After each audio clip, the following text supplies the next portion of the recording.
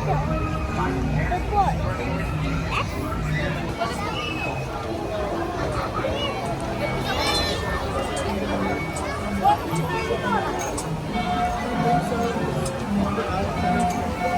may isa kayo? 4?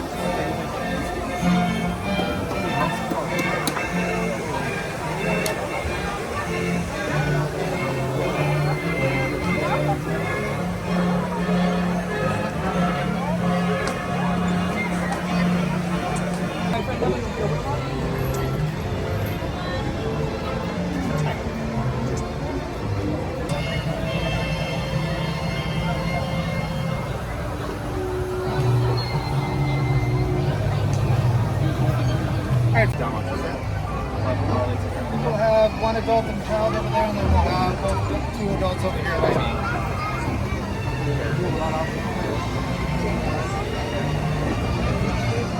We'll have you guys right here by me now.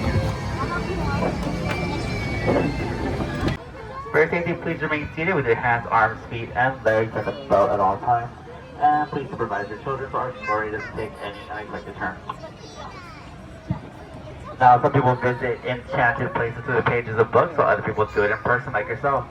And although we're entering the jaws of Monstro, the same one that brought up Pinocchio, we're actually being transported to a magical place called Storybook Land, and away we go. And everyone to my left side, when I say left, it'll be behind you. Everyone to my right, when I say right, it'll be behind you. Welcome to Storybook Land, and thank you for joining us today. And of course, the story begins with once upon a time, and in this case, with a big bad wolf who's in a cave coming up to our left. He goes after the three little pigs. They live across to the right in three houses. One house made of straw, one house made of sticks, and one house made of wolf-proof bricks. As our story takes a strange turn, coming up to our left is going to be a quaint English village that belongs to Alice. One golden afternoon, she followed the white rabbit down the rabbit hole. She went down to Wonderland, and things only became curiouser from there. And to our right, we have London Park, where Peter Pan, John Wendy, and Michael Darling used pixie dust to travel to Neverland could never ever have to grow up. Up ahead, a place of mystery and enchantment, the city of Agrabah, where a streamer named Aladdin stole Jasmine's heart. Even though they're from two different worlds, with a power of love and a power of a genie, they now live in the Sultan's palace atop the hill. Love will bloom forever in Storybook Land, and the arch just above us, the very same one that Princess Jasmine and Aladdin flew over, sideways, and under on a magic carpet ride to a whole new world.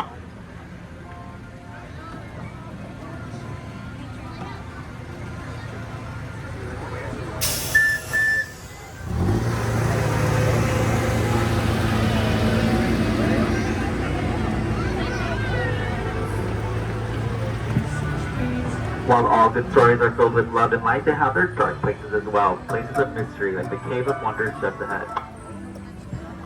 Legend has it, whoever frees the genie is granted 3 wishes. Now let's go inside and make a wish.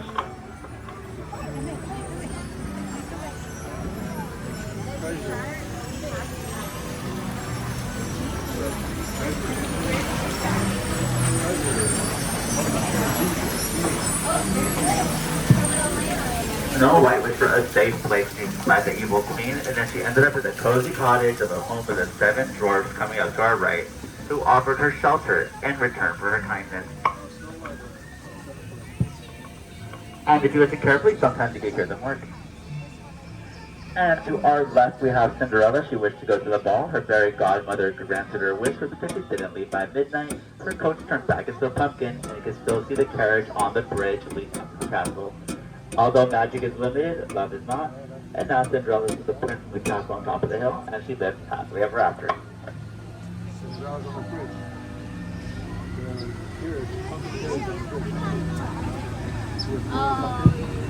Dreams can come true. Some dream of happily ever after, while others dream of drifting off to sleep on floated flowers, like the ones on the left, inspired by our 1933 Louis Tiffany cartoon, Lullaby Land.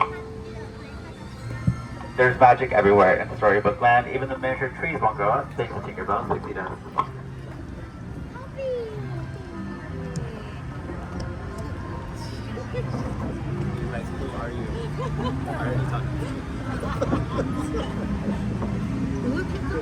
And to our right, we have ducks.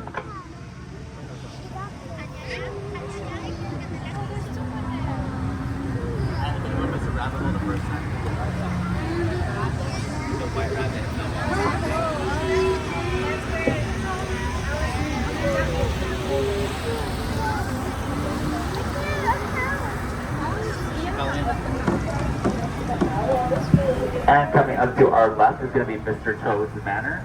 However, he's not home right now. He's in his motor car, just nowhere in particular. And then we have Stories of Magic, Arendelle. Although Elsa fled to Rising Palace on top of the hill, her sister Anna refused to let her go, showing that any family can weather any snowstorm. And if you listen carefully after this train passes, you can still hear Elsa singing about letting it go. Up ahead, we have an alpine village where woodcarver Geppetto wanted his puppet Pinocchio to become a real boy. After Pinocchio rescued him from Monstro, the blue fairy granted his wish. Geppetto's wish, like those of many fairy tales, was one in particular about a little mermaid named Ariel that wished to be part of Prince Eric's world. Prince Eric's castle is coming up to the right. And the Little Mermaid story begins under the sea in the shadow of her father, King Trident, the city of Atlantica, coming up to our left. It's been a pleasure to have you on board. As we approach the dock, please keep your hands, arms, and fingers inside the boat. Once you do reach the dock, I'll count to 3, and we'll all get up together for balance so no one goes under the sea.